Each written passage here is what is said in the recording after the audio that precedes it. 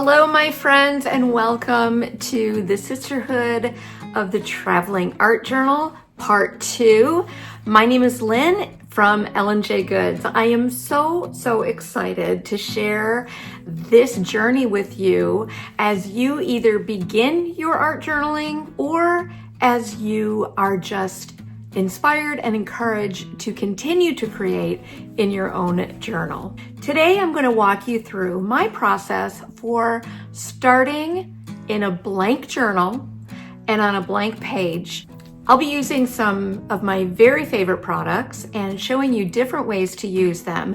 These are going to be linked in the description box below in a special kit that you can purchase so that you have some great basics to start with.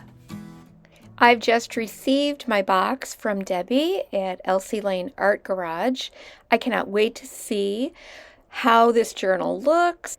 Yes, in Debbie's first video, she shared how she painted the cover of this journal. One of the first things that I do when I am starting a new journal, I always want to make sure that I'm leaving room within the pages for adding extra layers, extra detail, all of those wonderful elements that I like to use, like modeling paste and decoupage and all of that good stuff. You want to make sure you give yourself plenty of space between those pages. So I begin by going through each signature and removing a few of those pages. I'll set them aside because they can always be used later. As my journal develops, I will remove more pages as I need to. When I start a new journal, I don't start with page 1 of the journal. I skip around and fill in the blanks as I go. This method helps me to not look at that journal, oh, I've done page 1, and I've got so many more pages to do. It takes the pressure off. The next step will be to prepare some of these pages for the different mediums that I'm going to use. This is what's included in the kit that is available to purchase. It includes white gesso. White gesso is going to be brushed on each of these pages, and what it does is it prepares that page to receive any of the mediums that you're going to use, whether it's watercolor, markers, pencil, acrylic paints, decoupage. It prevents your mediums from soaking into that paper and gives you a good solid surface on which to apply any of your layers or techniques. I try to gesso 2 or 3 or 4 spreads at a time, allowing them to dry in between so that they're prepared for anything that I'm ready to do in my journal. Then we have a nice blank page. And that's where so many of us get stuck, facing the blank page. And what am I going to do with it? So don't be afraid of that blank page. A blank page is often where I may scribble out my thoughts. Sometimes I just put marks with a pencil or with crayons or markers or paint strokes, just so that I get something on that page. And this serves 2 purposes. It creates a layer, which no doubt will be covered up, so you can put all of your secret thoughts there. And it also gives you a grounding space. That may be all I do with it for a day, a week, a month. It's okay. Until I get inspired with a layout or something to add to that page, it's okay just to have those markings on there. And then I'll put that journal away until I'm ready to work on something or I'm inspired to do something a little different. As I start to build my page, another thing that I like to do is add a neutral background, which becomes another foundation layer on which to build other layers.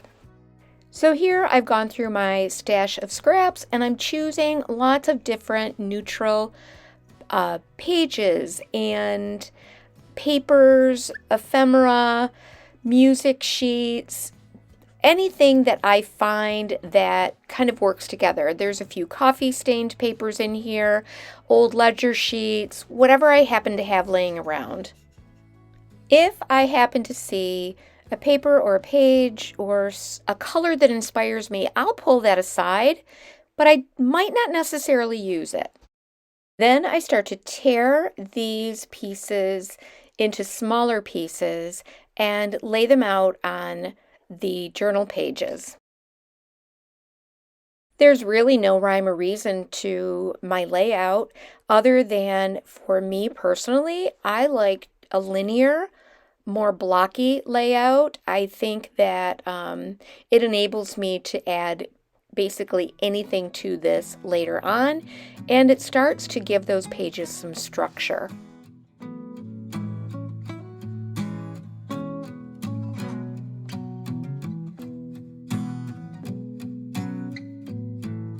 I may do several pages this way and just leave them as is so that they're ready to go when I'm inspired to do a new page.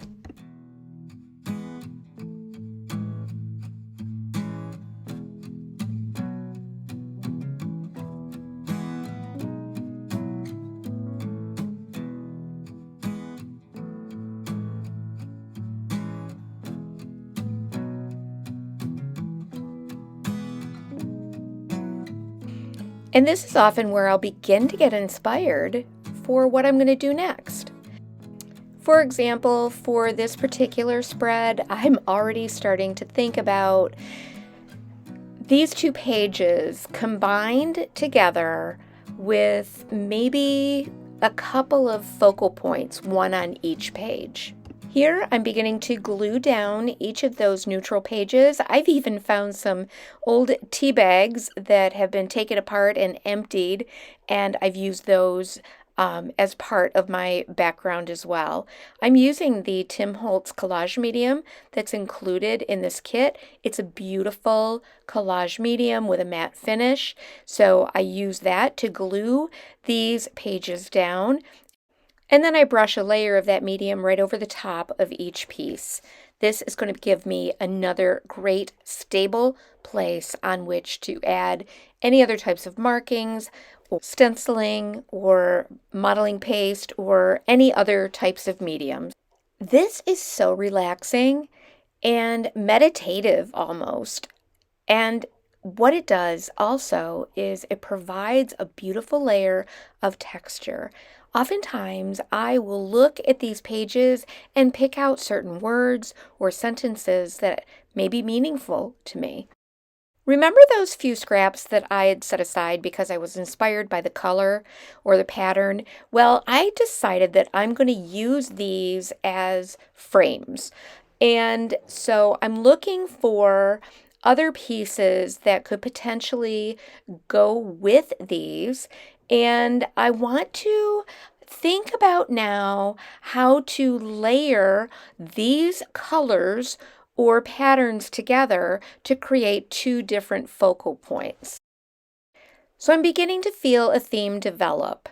Those two framed pieces. What am I going to put in those framed areas? I'm not sure yet, but I know that it's a place where I can add little sketches, I can add photographs, I can add botanical images, whatever I feel inspires me.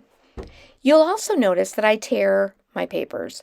I tear them because I love that rough, organic kind of quality it gives to each of the pieces and gives me that kind of vintage style that I love.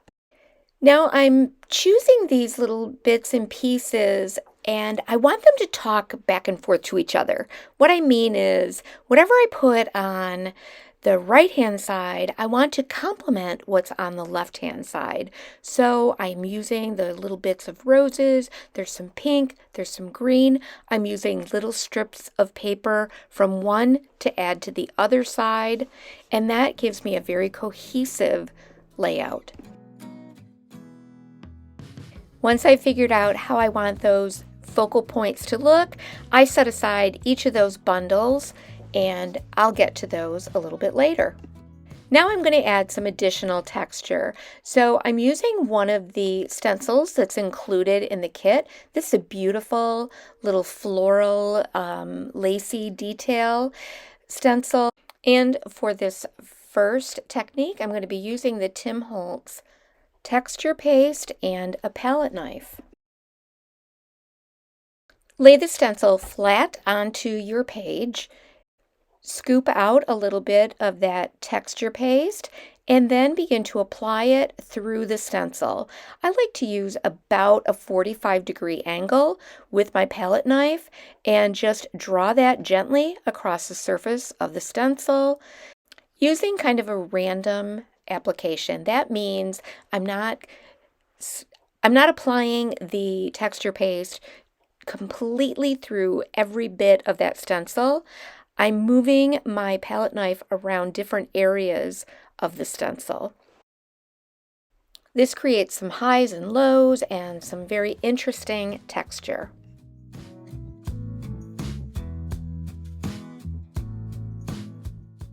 I'm applying this particular stencil pattern in some other random areas around the page.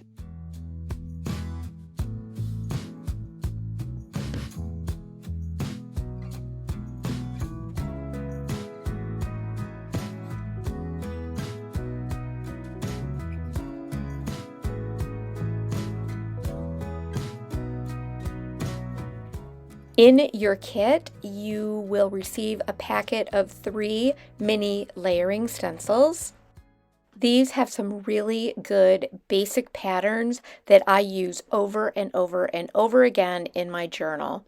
So you can use these again with modeling paste, or you can also use them with ink pads. You can also use them with a traditional paint and stencil method. Here I'm using that polka dot on one side of the page, and then I'm going to make sure that I repeat that same element on the other side so that these two pages are talking back and forth to each other. Next, I'm going to show you 2 fun image transfer techniques using 2 different types of images. Here I've selected 2 images from the Tim Holtz photo packs, and this is actually a laser print image of my mom.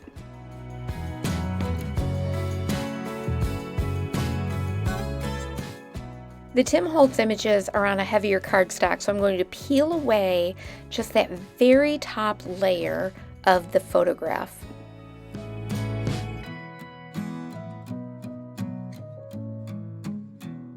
Then I'm going to grab some packing tape and press that right onto those images, both on the laser print and on the Tim Holtz photograph images.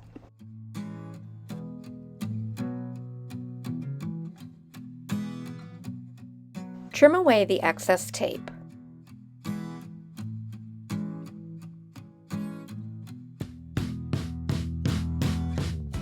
And then burnish the tape onto the image with a tongue depressor or even your IOD transfer stick. Then I toss these into a shallow dish of warm water. Allow the water to soak into the paper, and then with your finger start to rub away the layers of paper until you get to just that laser image that is in the very first layer of paper. It is a little bit of a process, but oh, I enjoy the tactile experience of all of it, and it just gives a really cool effect. Just take your time and slowly work at the image, rubbing away until you're seeing that you really can't take away any more of that paper.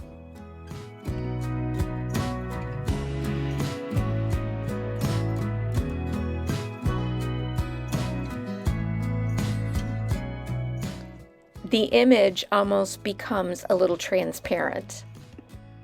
Once you're satisfied that you've removed enough of the paper layer, you can glue these onto any kind of a background. You can use an old piece of cardstock, or you can use a bit of that journal page that you had torn out, whatever you find that appeals to you. And to reduce the glare of that tape, I'm adding an additional coat of the Tim Holtz Collage Medium right over top of the tape.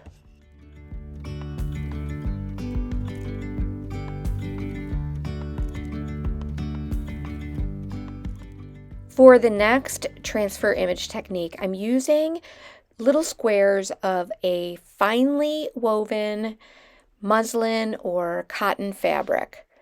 I apply those images face down onto the fabric with the collage medium and burnish them onto that cloth. Then I'm going to let these set aside to dry completely.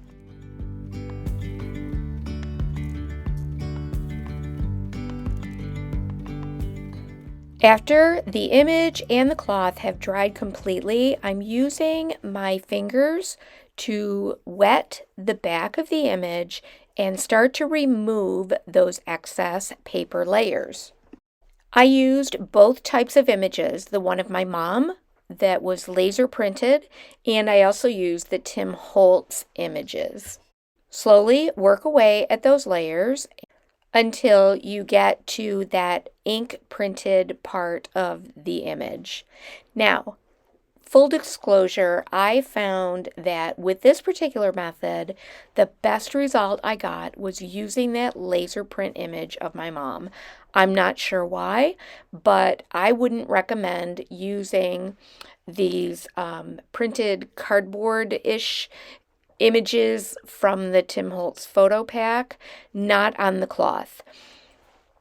I'm not exactly sure why it didn't work out, but I love just being able to experiment. And honestly, I may still use the images that didn't work out for me in another way. They have a really ghosty kind of faded look that could be very interesting if I use them in the right way.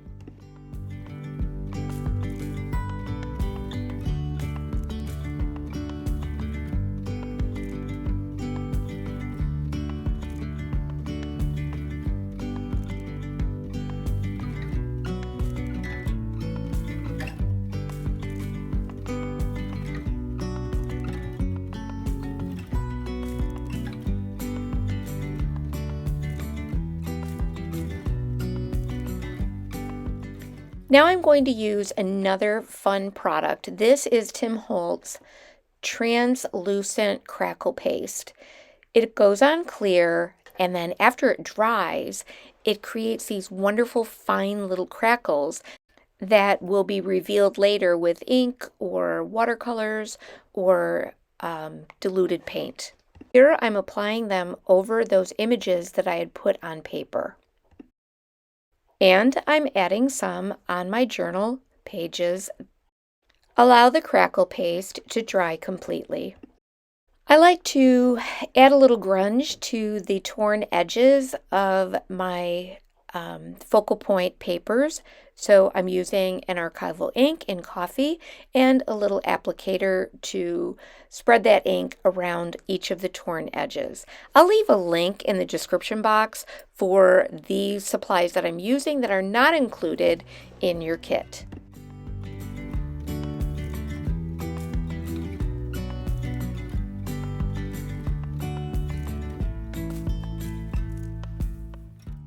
Then I'm going to glue all of the pieces to these focal point frames into my journal.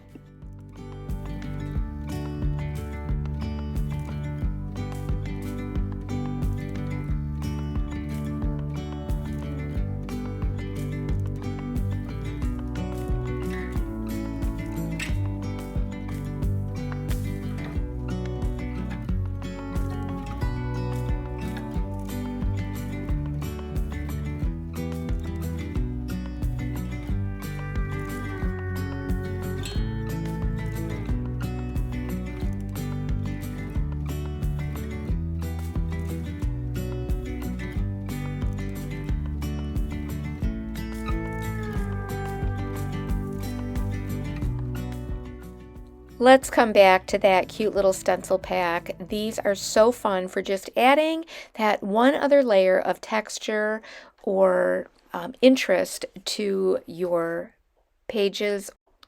I'm always keeping in mind that I want my pages to speak to one another. So if I'm using a certain color on one page, I want to use that on the other page. If I am using a certain stencil on one page, I want to make sure that I use it on the other page as well. That's just going to give you an overall good balance and cohesiveness.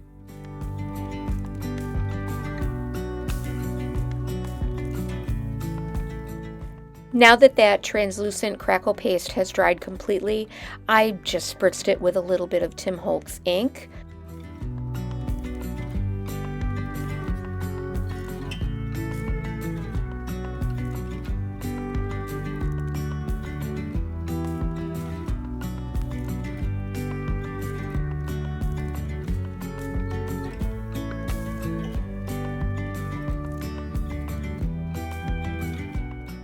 You can also use watercolor markers, distress crayons, whatever you happen to have on hand to reveal those cracks.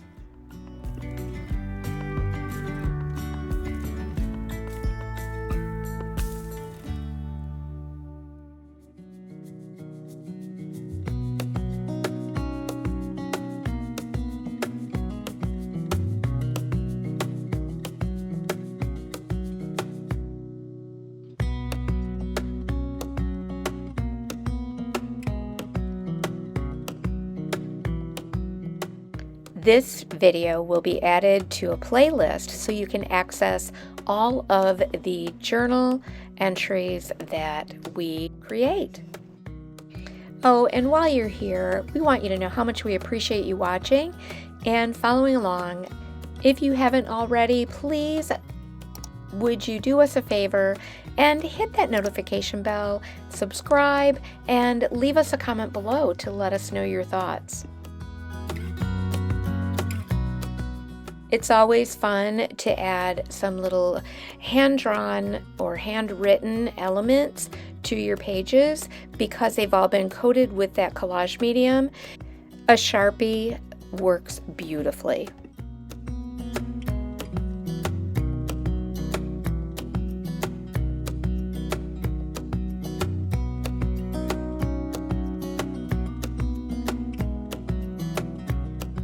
Here I've tucked that envelope with those images inside under a little flap of loose backdrop material, and I've glued that in place. It adds a special place for you to add a little note or a little sentiment. For a final touch, I've added a little bit of aged sellotape. This I've included in your kit as well, so you can sample that tape. Then it's time for me to pack up this journal and pop it back in the box and send it off to Debbie Beard of Debbie's DIY Paint. I really hope that you've been inspired and you've learned a few things that will help you along on your journaling adventure. I'm really excited to follow along on this traveling journal adventure to see what the other creative artists do on their pages. You'll find everything that I use today listed in the description box below. L&J Goods is a brick and mortar shop in Medina, New York, and you can also find us at lnjgoods.com. You can join us on YouTube and Facebook for lots more inspiration. And we'd love it if you would check out our insider group over on Facebook, where you'll see lots of free content and free ideas shared in a really awesome community of supportive and encouraging creatives.